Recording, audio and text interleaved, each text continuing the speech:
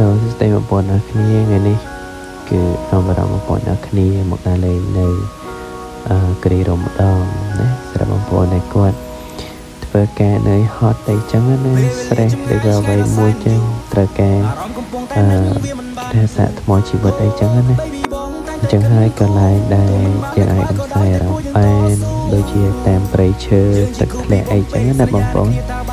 ដូចជាទៅជាមួយដៃគូសង្សារឬក៏មិត្តភក្តិឬក៏អីចឹងណាបានម្នាក់ពីរនាក់ចឹងទៅក៏វាធម្មតាជាធ្វើការឲ្យហត់ភាពតាមដូចមេជេផងអីផងចឹងយើងបានតែលេងខ្លះអីខ្លះសាកថ្មជីវិតឲ្យខ្លួនឯងចឹងទៅ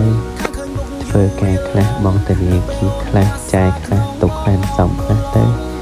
ជីវិតយើងមានន័យខ្លះដែរមែនយើងអត់ទុកតែរហូតទេបងប្អូនមែនទេ